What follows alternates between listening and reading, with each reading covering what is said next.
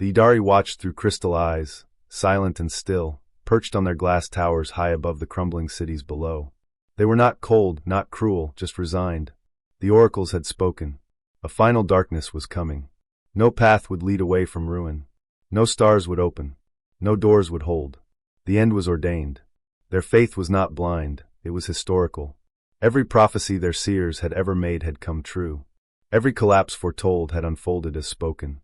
Civilizations rose and fell at the whisper of their crystalline lips. So when the last vision arrived, soaked in shadow and silence, the Idari did not resist. They prepared. They stopped planting. They stopped repairing. They turned their faces inward and waited for the fall. Then humans came. We didn't arrive in gleaming ships or golden light. We came on a rescue freighter, battered, unarmed, lost after a navigational storm. Emergency landing. Smoke trailing in our wake. We didn't even know the planet was inhabited. We thought we'd crashed. But the Idari were already waiting. Their envoy, tall, translucent, voice like hollow wind, greeted us not with welcome but pity. You have arrived at the edge of all things, they said. This world ends soon. Yours will follow. We laughed. Not because we didn't believe them, but because we'd heard that before. Earth had sung its dirges more than once. Still, we were here. So we got to work. Fixing the freighter first, salvage, weld, improvise. But then something odd. The Idari watched us. Quietly. Curious. They had no concept of repair. Not after the prophecy. To them, broken things remained broken. But we, humans, patched hulls with scrap, wired power through melted conduits, planted seeds in dead soil, just to see if maybe, just maybe, something would grow. Why? Asked one of their young. Because the crack isn't the end, we said. It's where the light gets in. They did not understand. Not yet. But they didn't stop watching. One day, one of them brought us a shattered vase, old, ceremonial, meant to be returned to the earth. We didn't discard it. We repaired it with melted resin and colored glass. When we handed it back, the child gasped. It's not the same, they said. No, we smiled, it's stronger. The story spread. The Idari didn't believe in metaphor, but they believed in patterns. And something was shifting. Our freighter, meant only for extraction, became something else, a workshop, a greenhouse, a classroom. We began mending things they had abandoned centuries ago, water systems, air filters, broken skylights. Not because we intended to stay, but because we couldn't bear to see things die unused. We asked questions their oracles had never permitted. What if endings weren't final? What if they were beginnings in disguise? They struggled. The oracles resisted. Prophecy, they insisted, had never failed. But prophecy we offered could be misread. One elder challenged us. You bring false hope. No, we said. We bring stubborn hope. We didn't promise salvation. We promised effort. And in time, something new bloomed. Not miracles.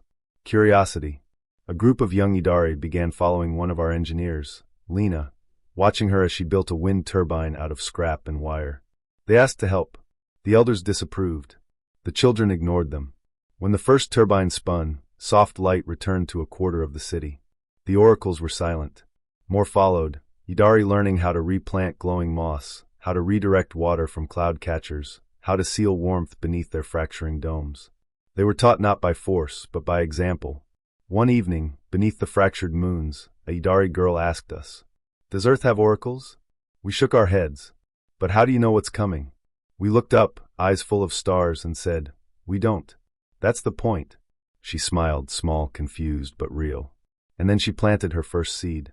By the third month, half the city was alive again, not thriving, but trying. The oracles emerged. Their robes were lined with dust. Their faces unreadable. They asked to speak. "We do not see what you see," they said. "We still see ends." We didn't challenge them. We simply held out our hands. "Then walk with us until you do." Some refused. But some followed.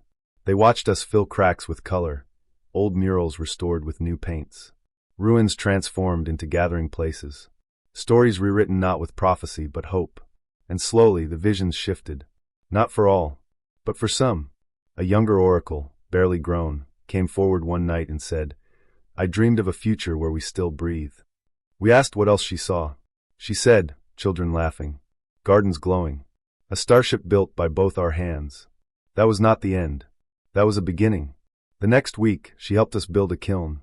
From it, the Idari made tiles, each one painted with a single crack, and what they had learned from it. They mounted them across the city.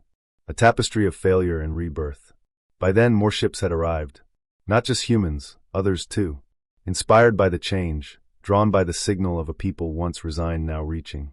The last of the elder oracles approached us. "I was wrong," he said. "No," we told him. "You were early." He placed his hand on a repaired wall, its fractures still visible, and whispered something we couldn't translate. Later, we learned it meant it did not break. It opened. Now the Idari teach their children not just of ends, but of cracks. Of the humans who came not with answers, but with hands stained from soil and glue and light. And how, in a world meant to die, they began again.